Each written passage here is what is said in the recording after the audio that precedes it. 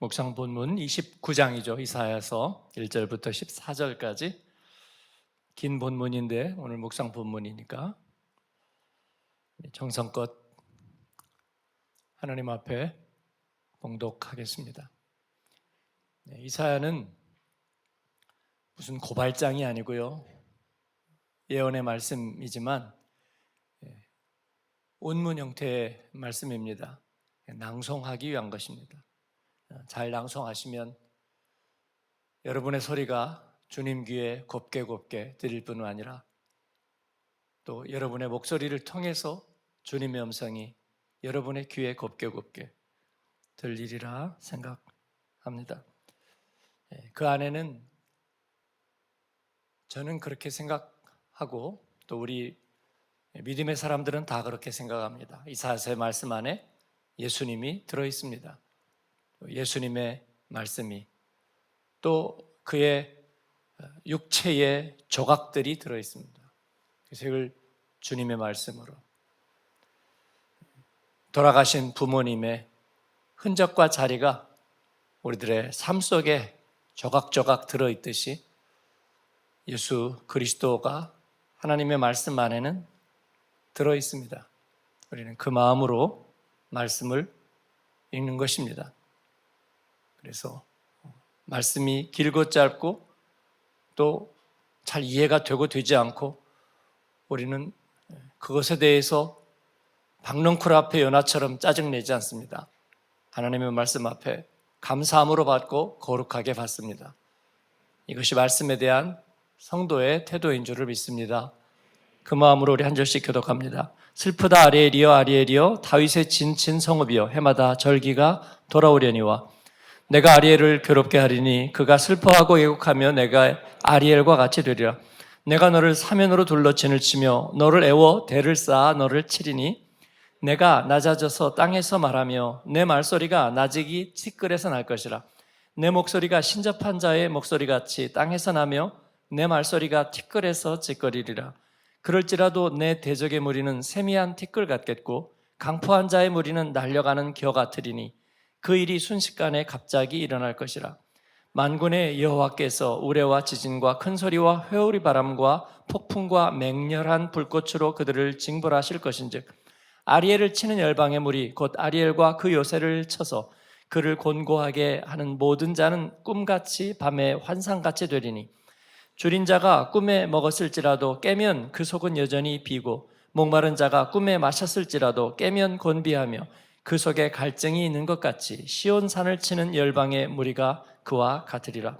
너희는 놀라고 놀라라. 너희는 맹인이 되고 맹인이 되라. 그들의 취함이 포도주로 말미암음이 아니며 그들의 비틀거림이 독주로 말미암음이 아니니라.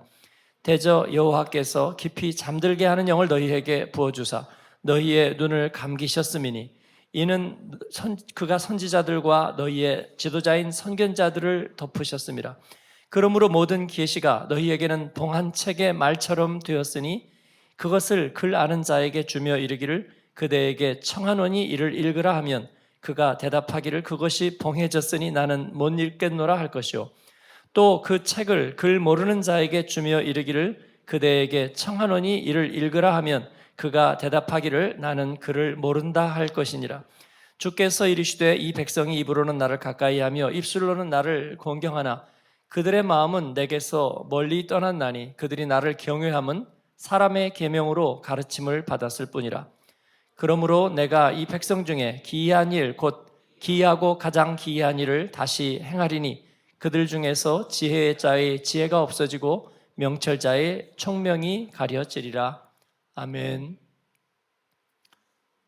지혜와 명철을 사모하자는 주제로 오늘 말씀을 함께 나누겠습니다.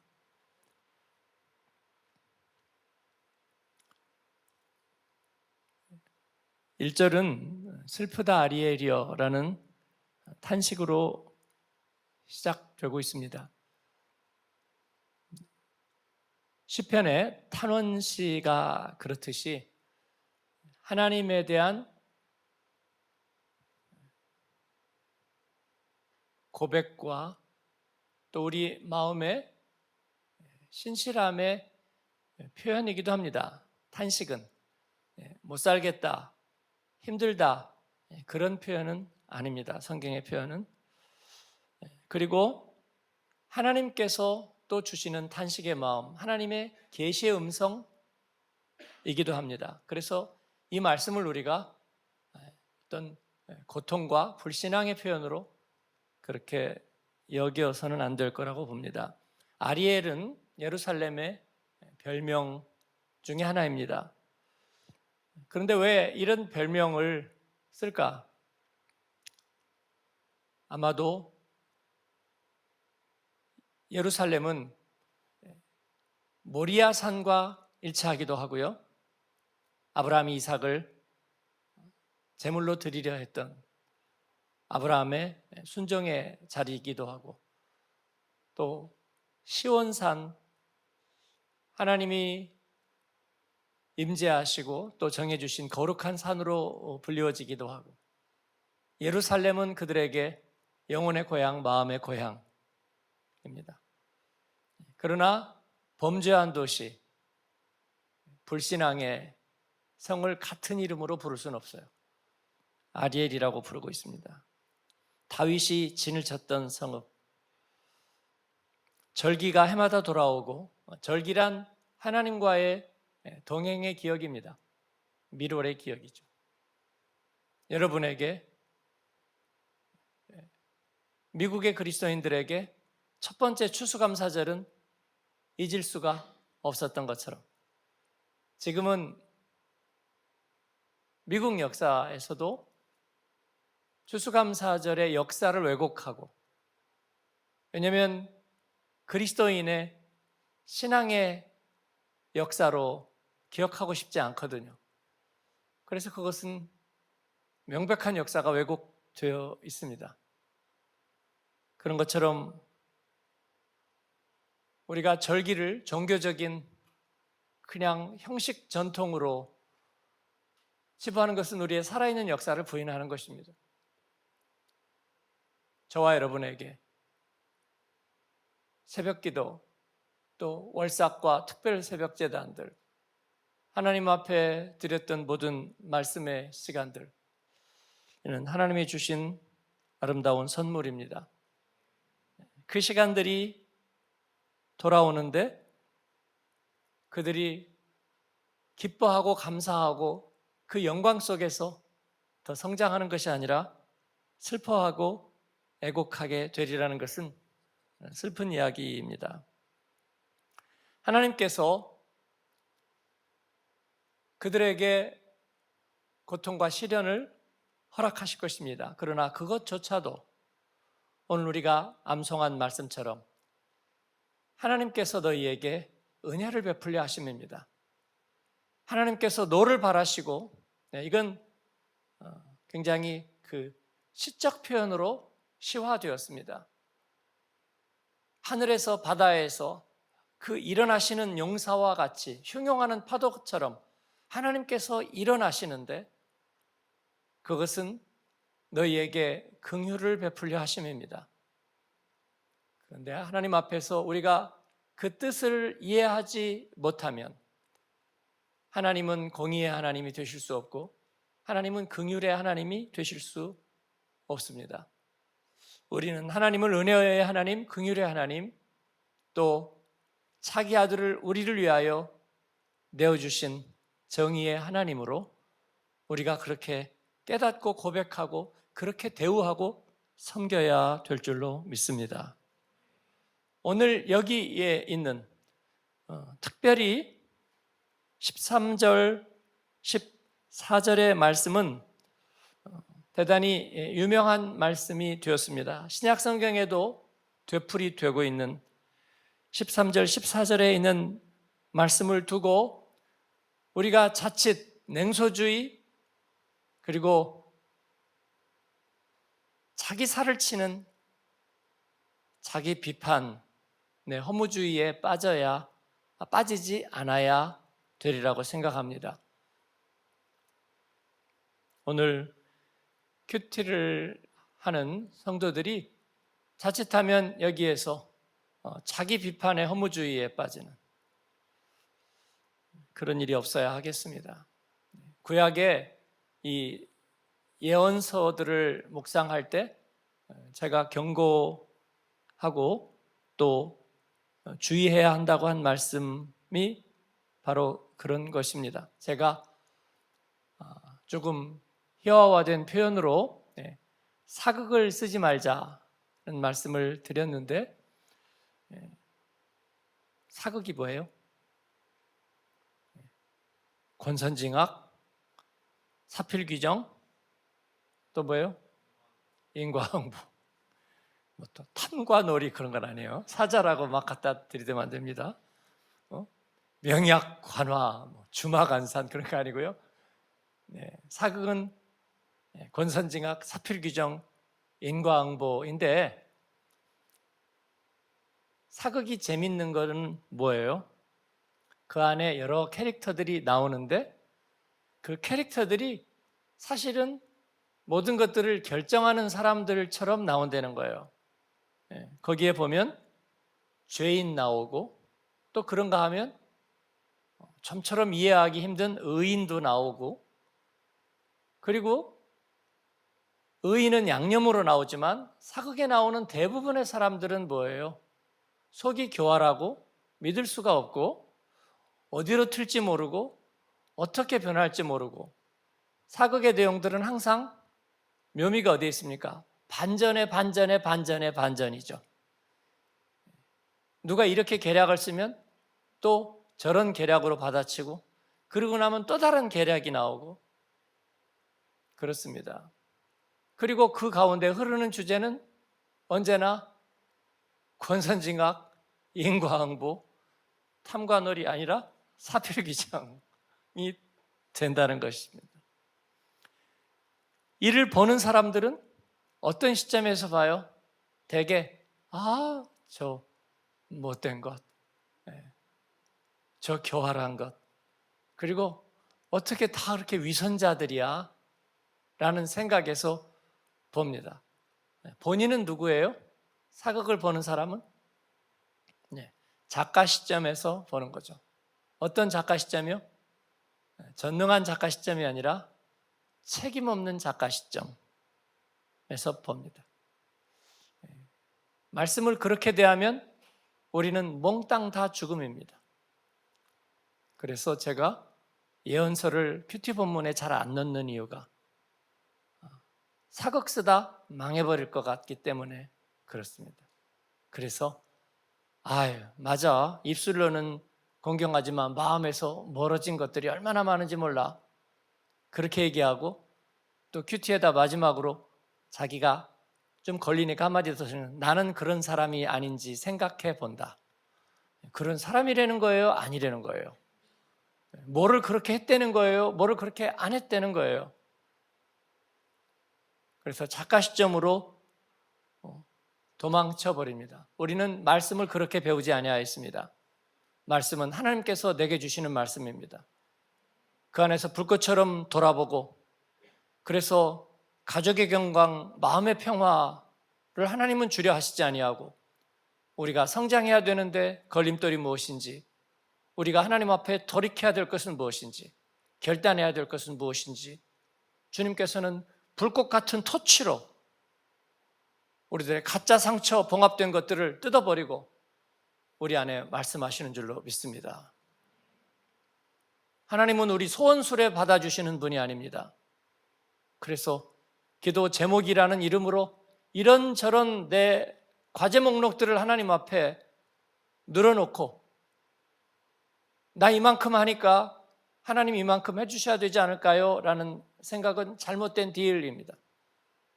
아무 조건 없이 항복하고 하나님의 말씀을 들어라. 성전에 나오면 무릎 꿇고 주여 말씀하소서 듣겠나이다. 그렇지 않으면 우리 마음이 높아져 있는 거예요. 주님, 제 역할을 하러 왔어요. 그것도 아니고요. 하나님, 제 소원 알려드리러 왔어요. 그것도 아닙니다. 하나님께서 말씀하시면 내가 듣겠습니다. 그렇습니다. 2인칭 시점으로 듣고 1인칭 시점으로 고백하는 것이 옳습니다. 그래서 제가 3인칭으로 기도하지 않기. 전통적으로 우리가 오랫동안 3인칭으로 기도해 왔지만 그러나 3인칭으로 기도하지 않기. 저도 어느 사이에 하기 원합니다 라는 말이 입에 많이 붙어 있습니다. 그러나 제 마음은 그런 사역동사 하나도 쓰지 않는 것입니다. 아내에게, 남편에게, 자식에게 사역동사를 쓰기 시작하면, 사역동사란 뭐냐면요, 동사의 보조적인 기능이잖아요. 완곡하게, 완만하게 표현하기 위한 거예요. 그렇지 않고 선명하게 표현해야만 달리는 거죠. 회사에 일을 하면서 모든 것이 간접화법이 되고 3인칭 화법이 되면 일의 주체와 전달이 분명하지 않아서 무너지기 쉽습니다. 하나님 앞에서는 그렇게 하는 것입니다. 그렇지 않으면 누군가가 하나님의 나라를 이끌어가는 것처럼, 우리는 방관자인 것처럼, 무책임한 사극을 보는 관람자와 청중인 것처럼 되기 쉬워요. 그래서 아유 참 아리엘이라고 부른 이 성이 참 안 됐구먼, 어쩌다가 그렇게 됐을까라고 얘기하는 거고요. 하나님 나라 앞에는 오늘 말씀에 13절과 14절은 위선의 모습으로, 종교적인 위선의 모습으로 많이 얘기되었습니다. 그러면 거기에 우리가 다 같이 그 올무에 빠져버리는 거예요. 목사도, 장로도, 권사도, 그리고 교회도 다 종교적인 위선에 빠져 있는 것처럼 되는 거예요. 이것은 말씀 앞에서 옳지 않습니다. 제가 청소년 집회를 하면서 한국에서 유명한 젊은 강사들이 청소년들 대상으로 집회하는 말씀들, 우리 초기에 그런 모습들의 면모들을 살짝 보았습니다. 저는 깜짝 놀랐어요. 설교가 어려웠어요. 어렵다는 말은요, 내용을 파고들기 때문에 어려운 게 아니라 청소년들인데도 여러분이 우리가 어떤 오류를 자꾸 범하고 있는지 그런 얘기들을 많이 하는 거예요. 여러분 이해하시죠? 오늘 13절에 이 백성이 입으로는 나를 가까이 하며 입술로는 나를 공경하나 그들의 마음은 내게서 멀리 떠났다. 오늘 우리에게 뭐가 문제인 줄 아십니까? 라고 얘기하는 거예요. 교회 안에 가짜 그리스도인이 있어요 라고 말하는 거죠. 여러분 이게 이제 사극으로 들어가는 거예요. 그래서 종교적인 위선이 판을 치고 있어요. 우리는 그렇게 잘못된 신앙의 길을 걷고 있어요 라고 말하는 거죠. 하나님은 우리에게 그렇게 말씀하지 않으세요. 그래서 우리가 암송한 내용과 같습니다. 여호와께서 기다리시는 것은 너희가 얼마나 이상한지를 깨닫게 해주려고, 그게 아니고 너희에게 은혜를 베풀려 하시며 일어나시나니, 하나님은 일어나셔서 우리 앞에 사흘 길을 앞서가며 장막칠 곳을 찾으시고 우리에게 분명히 바람이 불고 비가 올 것을 알고 계시잖아요. 그때 누구에게 가겠어요, 여러분? 예? 자기 가족이나 자녀가 제일 먼저 이름이 뜰 수 있도록, 그 이름을 보면 자기의 마음 자세가 생각나도록 여러분이 별칭을 붙여놓잖아요. 저는 어떤 별칭을 붙여놨을까요? 그냥 강민숙입니다. 어떤 분들은 뭐 가장 사랑하는 사람, 뭐 최애, 뭐 하여튼 좀 여러 가지 좋은 표현들을 다 붙여놨어요. 왜 그랬을까요? 연락이 오면 보고 좋은 소식만 들을 거야. 아빠 합격이에요. 여보 나 괜찮아요. 그럼 그래? 근데 자기 지금 어디야? 그러면 어디기는. 지금 내가 그러면 그런 사람이 있어요? 그런 사람은 없죠. 있다면 심각하죠. 하나님은 우리에게 언제나 우선순위를 가지고 응답하려고 준비하고 계세요. 저하고 지금 위선에 대해서 논쟁하고 그런 거 좋아하지 않으세요? 그런 사람이 어디가 있어요? 그렇죠?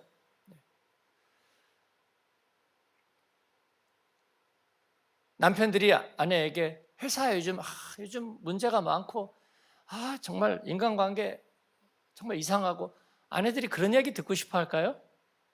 당신이 너무 힘들었구나, 내가 몰랐구나, 그 마음을 내가 이해하지 못해줘서 참 미안해. 그랬더니 그 다음날도 얘기하고 그 다음날 얘기하고 그 다음날도 얘기하면 내가 정말 이렇게 나흘씩이나 몰랐구나 그럴까요? 관둬라, 관둬. 그 잘난 직장 그만둬라. 왜 불평하면서 다니니? 그러지 않을까요? 그렇죠? 저는 분명히 그럴 거라고 생각해요. 우리 아내는 안 그래요. 그러면 가서 하세요. 괴롭게 만들려고 그런 거죠. 그 정도도 참고 못하니? 남자가? 그러겠죠. 요즘은 또 아내들이 직장을 다 다니니까. 가서. 그러면 그 직장 내 문제나 이런 것들은 어떻게 얘기할까요? 하나님과의 관계에서 어려움이 있다. 하나님, 종교적인 위선이 판을 치고 있어요. 여러분, 그 말은 사실과 다릅니다. 오늘에 있는 말씀은 그러면 무슨 말씀일까요? 하나님 앞에 온전하게 서야 되는, 나에게 말씀하시는 거죠. 나에게. 저들의 반면교사가 오늘 나에게 말씀하셔서 입술로의 고백, 하나님은 기뻐 받으십니다. 그리고 내 마음에서 그를 온전하게 내가 믿고 있는지 하나님께서는 나에게 확인하고 싶어 하십니다. 내가 그 확인을 드리면 되는 줄 믿습니다. 3인칭으로 달아나지 마세요. 저는 달아나지 않겠습니다. 3인칭으로. 오늘날의 세상이 이게 문제입니다 라고 말하지 않겠습니다. 하나님은 다만 저에게 말씀하시는 거예요. 여러분에게 말씀하시는 거예요. 그래서 거기에 응답합니다. 눈 뜨시고요.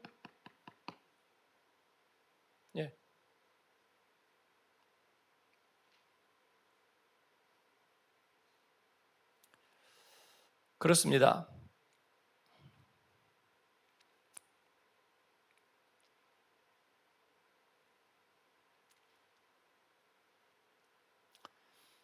입술로 나를 가까이 하고 입술로 공경하나 마음은 내게서 멀리 떠났다는 것은 하나님의 정말 가슴 아픈 선언입니다. 그리고 하나님은 또 자기가 마치 그가 남인 것처럼 제3자 취급하지 아니하고, 하나님은 그들을 다시 리콜해서 그 오류와 버그를, 결함을 고쳐내고 자신이 정말 하나님 되심을 드러내려 하실 것입니다. 하나님은 정의의 하나님입니다. 그를 부르는 모든 자가 복이 될 것입니다. 주의 이름을 부르는 자는 구원을 얻을 것입니다. 그리고 하나님은 저희에게 다시 성장 곡선을 그리게 하시고, 그리고 거룩한 체험을 하게 하실 것입니다. 그 일의 핵심은 14절에 있습니다. 이 백성 중에 기이하고도 기이한 일을 다시 행하리니, 기이하고도 기이한 일, 놀랍고 그리고 예기치 못했던 하나님의 반전의 일, 그것은 무엇이냐면 그들의 지혜자의 지혜가 없어지고 그들의 명철자의 총명이 가리워질 참된 지혜, 참된 총명, 그것이 복음입니다. 복음 사건입니다.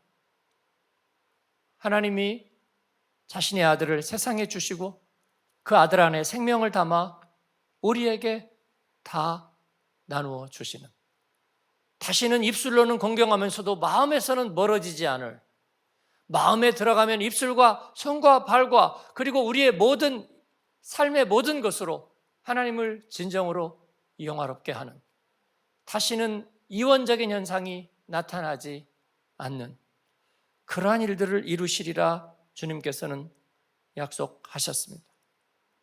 이 말씀이 위선자들에 대한 질책이라고 생각하는 데서 저는 한번 길을 잃었습니다. 그래서 제 가슴에 뜨거움을 거기다가 팔았어요.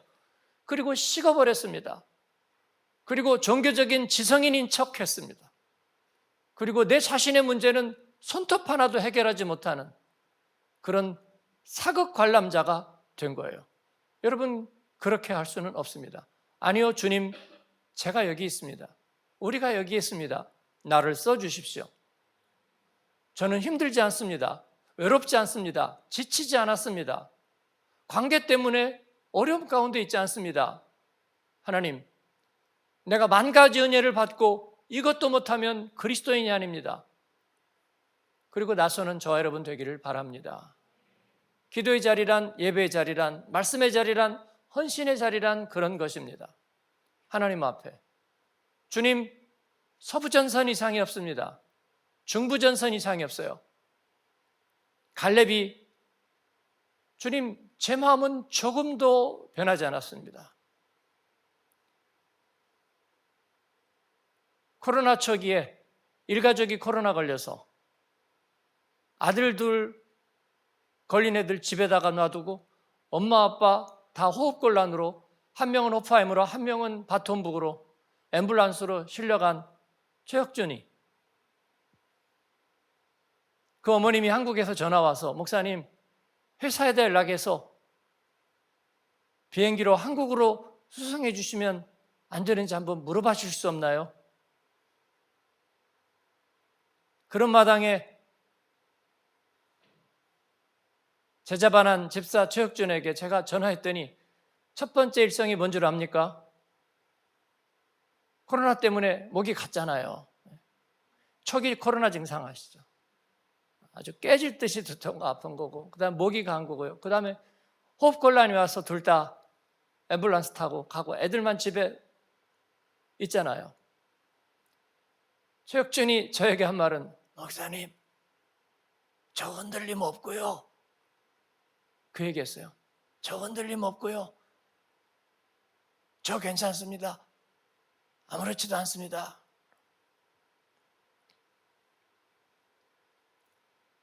어머니가 걱정하시는데, 네, 제가 괜찮습니다. 그렇습니다. 이게 그리스도인의 결기이고요. 그래서 우리는 그러다 죽으면 그리스도인이, 하나님이 어렵게 되지 않을까? 네. 죽지 않았고요. 흔들림 없었고 간증이 된 줄로 믿습니다. 그 자녀들도 그렇고요. 그렇습니다. 우리는 늘 배수진을 치고 삽니다. 내가 어려워지면 주님의 영광이 가려워질까? 배수진을 칩니다. 그게 두려워서 우리가 인 듯 아닌 듯 3인칭으로 빠지고, 그리고 다른 데다 보험 들어놔요. 하나님 원망할 준비하고 있어요. 네, 그럴 수는 없습니다. 주님은 그렇게 하지 않으셨습니다. 어떤 순간에도 주님께서는 뒤로 숨지 않았어요. 바리새인과 서기관들 핑계하고 그들의 뒤로 숨지 않으셨고요. 그는 왕의 대관식처럼 십자가에서 온몸을 들이셔서 마지막 진의 한 방울도 구원 역사에 쓰임받게 하셨습니다. 저에게는 그런 용기와 그런 헌신이 부족하지만 늘 울어도 눈물로는 갚을 수 없는 줄 알아서 하나님 앞에 우리의 시간과 삶으로 하나님 앞에 드립니다. 이만하면 됐다 말하지 않습니다. 나이가 많아서 그놈의 나이 얘기하지 않습니다. 가진 게 없어서 물질 타령하지 않습니다. 세상이 악해서 사극 쓰지 않습니다. 하나님, 변함없이 우리가 여기에 있습니다.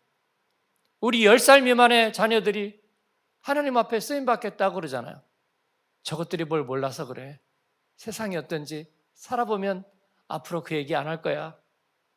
최주영 선생님 얘기처럼 의사 되고 선교사 되겠다고 했을 적에는 부모가 근심하다가 나중에 아버지 모시고 약주 한잔하면서 선교사 안 할 거예요 그랬더니 그래 잘했다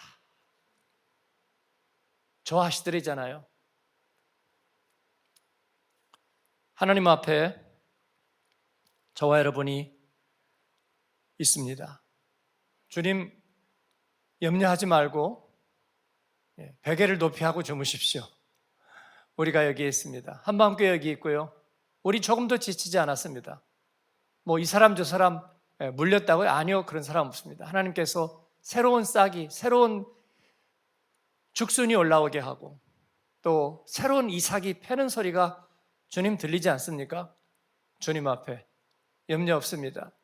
우리가 감당하고 우리가 디아스포라를 견인하는 로코모티브, 기관차가 되겠다고 하지 않았습니까? 성령께서 우리를 도와주고 계십니다.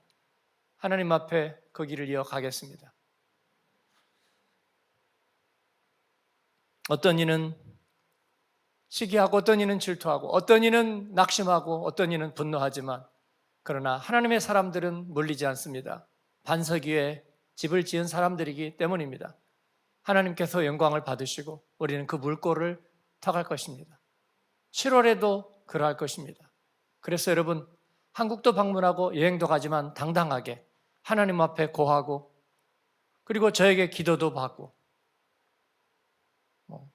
기도 안 받고 가시더라도 기도의 소원도 알리고 당당하게 유민처럼 행동하지 마십시오. 이렇게 저렇게 떠다니는 사람처럼 행동하지 마시고 하나님 앞에 영광되이 구하고 국가의 중요한 인물이 움직일 때는 언론이 알고 다 알게 되는 거예요. 숨어서 야간 비행처럼 하지 않습니다. 우리 그리스도인들이 그렇게 해야 되겠습니다. 하나님 앞에 어디서든지 하나님 예배하는 것 최우선으로 여기고 이렇게 왔다 갔다 하다 보니까 주일 끼고 비행기에서 주일 보내고 또 이렇게 저렇게 하다 보니까 그렇게 됐네요. 그냥 우리 교회 예배를 그냥 제가 미싱했을 뿐이에요. 여러분 그렇게 하지 않으시기 바랍니다. 가는 곳마다 존재를 드러내시고 하나님 앞에 헌금 떼어먹지 마시고 주님 앞에 살아가면서 하나님 주신 은혜에 응답하면서 왕같은 제사장으로 그리고 하나님 앞에 구원받은 그리스도인으로 당당하고 담대하고 온전하게 사는 저 여러분 되기를 바랍니다. 그렇지 않으면 가을바람 불 때 또 뭔가 마음에 병이 들어서 불신앙이 제3자 시선으로 그리고 마음이 시들시들해지면 우리 가운데 불신앙의 공백이 올 것입니다. 세상에서 서울 집값 좀 오른 것 때문에 믿음 다 팔아먹고 믿음이 좋아졌을 수도 있겠네요. 오르신 분들은 그런 일에 마음 뺏기고 살지 않는 그리스도인 되기를 바랍니다. 이 모든 것들이 꽃은 마르고 풀은 시들 것입니다. 그러나 하나님의 말씀은 영영이 쓸 것입니다. 하나님 앞에 헌신의 계절을 사모하고 우리에게는 주님이 주신 지혜와 명철이 그 복음 안에 담겨진 모든 지혜자의 지혜와 명철한 자의 총명을 다 폐하시는 하나님의 놀라운 비밀이 우리에게 주어진 바 되었습니다. 지혜자로서 살고 명철한 그리스도인으로 살아서 하나님 앞에 쓰임받고 누군가가 형식에 빠져 있다면 우리는 진실한 신앙으로 보이면 되지 않겠습니까? 누군가 가짜 빛에 의지하고 있다면 성령의 조명 아래서 진실된 빛을 사모하면 되지 않겠습니까?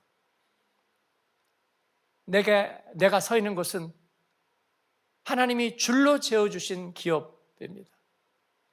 이를 기뻐하고 감사하게 여깁니다. 복음 전하는 사람들이, 선교사들이 자기 서 있는 곳에 만족하지 못하는 것. 그러면 다윗은 광야에서 도피 생활을 하면서 어떻게 시편 18편을, 어떻게 시편 139편을, 어떻게 시편 23편을 쓸 수 있었겠습니까? 광야 백성은 이 박한 식물을 내가 싫어하노라, 불평으로 음식을 삼았던 어떻게 그들이 그 광야의 생활을 하나님과의 허니문이라고 나중에 기억할 수 있겠습니까? 우리는 아직도 허니문입니다. 하나님 앞에서 하나님의 영광을 향해서 가고 있습니다. 주님이 주신 일터와 믿음의 자리는 최고의 것입니다. 지금 현재 상황에 만족하지 못하는 성도를 볼 때마다 마음의 안타까움이 있습니다. 그러면 주말 연속극의 주인공이 되면 감사할 것인가? 목사님, 그 정도까지는 아니지만요. 그런데 그 중간 자리는 없습니다. 감사하거나 그렇지 않거나, 하나님을 찬양하거나 그렇지 않거나, 하나님을 기쁘시게 하고 자원하거나 그렇지 않거나, 둘 중에 하나. 여러분, 냉면이나 짜장면 앞에서 다른 도리가 있습니까? 맛있게 먹거나 그렇지 않거나, 둘 중에 하나입니다. 하나님, 우리는 여전히 주님을 기대하고, 우린 여전히 목마르고 주님을 갈망하고, 주님은 모든 것 위에 모든 것 되시는 주님이십니다. 나는 주님을 기쁘시게 하고 주님은 나와 함께 하실 것입니다. 그 은혜 안에 저와 여러분이 있습니다. 그렇게 기도하는 저와 여러분 되기를 축원합니다. 아멘.